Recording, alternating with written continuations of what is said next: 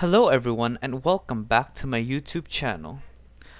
If you have previously watched my other videos, you would have known that I have been covering the topic of World War II extensively while playing Universe Sandbox. In the previous video, I have covered some of the Asian frontiers and African frontiers of World War II during around 1942 to 1943. So today I will continue that, covering the European frontier and the African frontier for North Africa and Europe in 1943 and continuing. So I hope you enjoyed this video, and please sit back and relax and listen. After pushing Germany back a significant degree in Africa, the Allies continued experiencing success in Europe and Asia. Beginning in June 1943, the Allies began to bomb Germany to strategically disrupt the country's economy, lower morale, and dehouse or destroying the maximum amount of housing for civilians in Germany. They fully expelled the Japanese from the Aleutian Islands around the same time. The Aleutian Islands are the chain of islands off the coast of Alaska, and began campaigns aimed at neutralizing Japanese bases around the islands in the Pacific Ocean. So back in 1943, of course, the war was still going heavy, and the Pacific was still a major frontier for the war.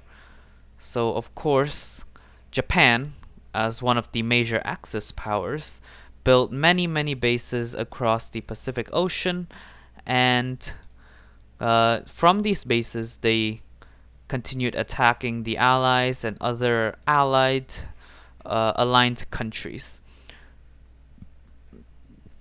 So the Allies knew they had to destroy these bases, or at least severely damage or render them unusable, so that they may cause no further harm towards the Allies.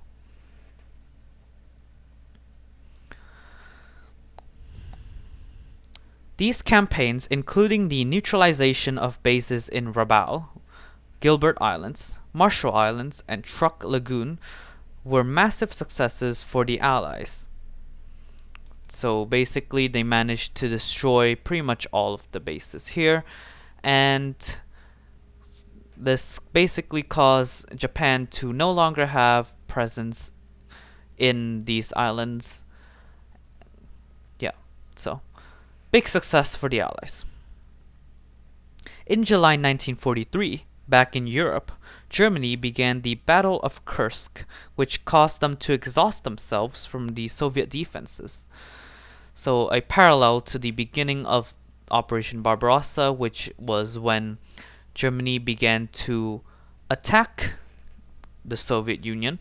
The Soviet Union were pushed back, of course. If you know the history, then you would know that at the beginning of Operation Barbarossa in 1941, the Soviets were very quickly pushed back and many casualties happened.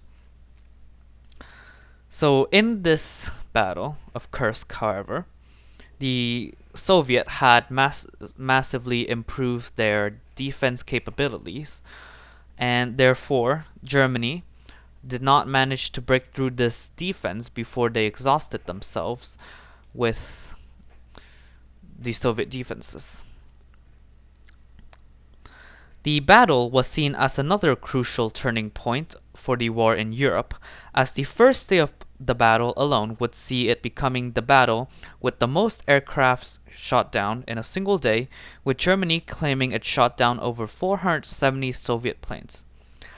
The battle would later become the largest tank battle of all time, the largest armored battle in history, this meaning armored vehicles instead of like just standard men and guns, and one of the costliest battles in the war, despite it only lasting around 1.5 months compared to the Battle of Stalingrad, which lasted 6 months. If you don't know what the Battle of Stalingrad is, it was a battle in the city of Stalingrad in Russia. It lasted over 6 months and it resulted in a Soviet victory. If you would like to learn more about that, please watch my other videos. Back to this video. The casualties of the Battle of Kursk rivaled the Battle of Stalingrad as well, with at least 1.5 million casualties in total for both sides. In terms of materialistic losses, over 8,000 tanks and assault guns were destroyed, which, of course, massive amount. And over 3,000 to 4,000 aircraft were shot down in total, with, of course, over 500 of them in the first day alone. The operation that started the battle, called Operation Citadel, became the first operation to be cancelled by Germany before it succeeded. So Hitler, seeing how catastrophic the battle was going around 5 to 6 days after the start of it, and realized that he had to cancel it or else he was just going to destroy all of his forces in the Eastern Front that was going against the Soviet at the time. The decision to cancel it was mainly due to an Allied invasion on Sicily, which began on the 9th of July. The operation was an Allied success, leading to the capture of the island by the end of August. So, as you can see, the Allies staged a big invasion of Sicily, one of the southernmost island and the biggest Italian island in the Mediterranean, and captured it. During this operation, on the 24th to 25th of July, on mainland Italy, the Italian government ousted Benito Mussolini, the dictator that aligned himself with Hitler and another major fascist power, and arrested him, leading to the collapse of the pro-fascist and pro-Nazi government there. The collapse would lead to Germany being forced to replace the Italian troops, and leading to Soviets having a major advantage against the Axis until the end of the war. So remember how the Soviets were exhausting the German troops, and then Hitler suddenly heard that, oh, the Allies have came and attacked their ally, Italy. And so they had to reroute their troops to Italy to help them.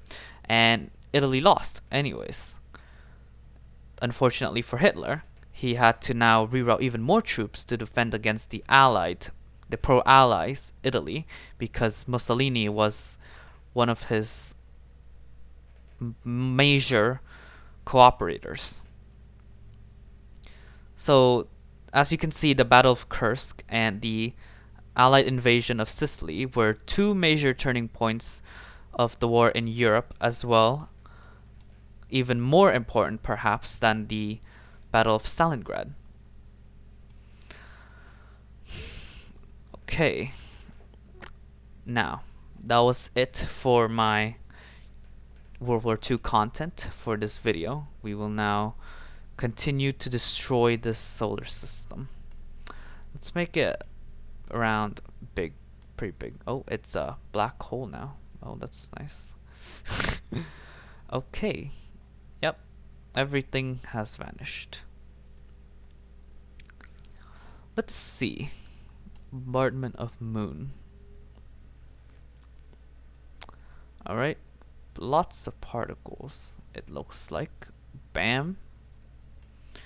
Yeah, so the bombardment of the moon took place around a few billion years ago, just after the Earth and the moon were formed.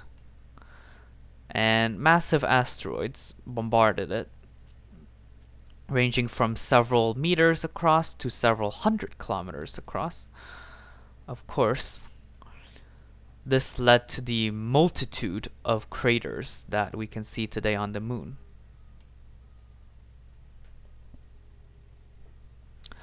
Alright everyone, that is it for today's video. If you would like to learn more about World War II or any other content that I post on this channel, please make sure to like, subscribe, and share this video so that my channel will grow and be shown to more of you guys. I hope you enjoyed this video. Thank you for watching and goodbye.